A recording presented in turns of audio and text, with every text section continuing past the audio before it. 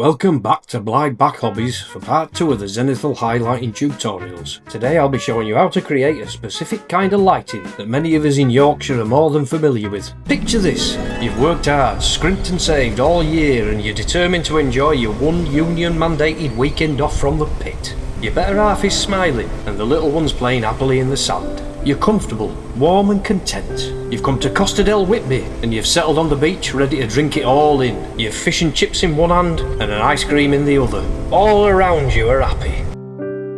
Suddenly, you look to the sky as you hear a sound like God slamming his car door. The deck chair your missus is sat in inexplicably snaps. You turn to help and drop your ice cream in the sand.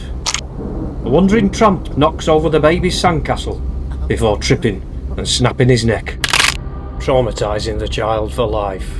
You are beset upon swiftly from the heavens by a seagull that looks like the genetic love child of Jeff Capes and an ostrich. In the ensuing struggle, not only did you lose the chip, but it broke your nose, and also took the fish. In response to all of this chaos, the sun f***s off quicker than a whippet on espresso. As you glance upwards in observation, the first of an invasion force of raindrops lands squarely in the middle of your forehead, stinging your blood-drenched snout. You are now left in a haze of blue-grey light, where warmth and joy perish in gloom. Still, it'd be right, and I'm going to show you how to recreate that gloom in this tutorial. Roll credits.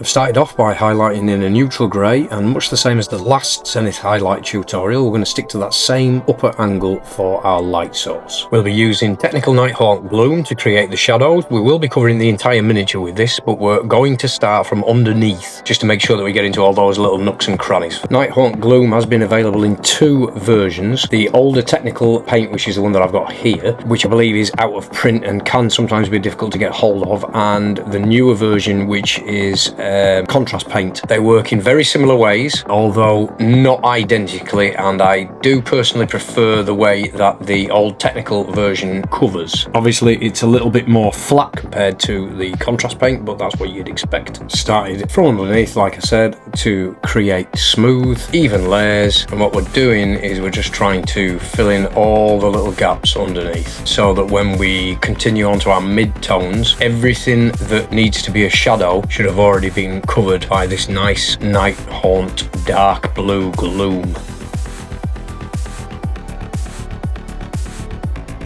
There we go. That's complete, ready for the next. So we're going to be using a pale blue, and that same angle that we did with our gene sealer in the previous monochrome tutorial is the angle that we're going to be coming from again today. As you can see, we're beginning with nice smooth layers from that top right angle, not covering too much of the miniature, and we're going to do exactly the same as we did before on the first tutorial video, which is to turn the miniature over ever so slightly and have the mid-tones covering that top right angle primarily, but also creeping over a little bit to hit the miniature from more of a top-down angle. That way there's not too much of a shock and a contrast between that blue and what's going to be our top highlight.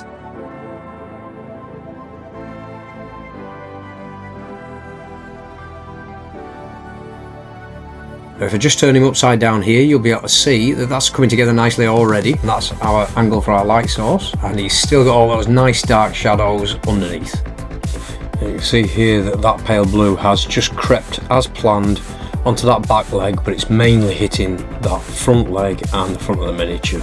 And it's already skimmed the edges of some of the details on his chest, and the patterns there, making it look a little bit more detailed and less flat. For the highlight at the highest point of the zenith, we're using a Insignia white. It's a slightly off-white, which will complement the pallid tone that we're going for. I'll just quickly compare him to the gene sealer from the last tutorial video to show you how the white caught the extremities, and we're coming at it from exactly the same angle. We want to get a very similar effect. We're just using a different colour palette. As usual, thin, even layers.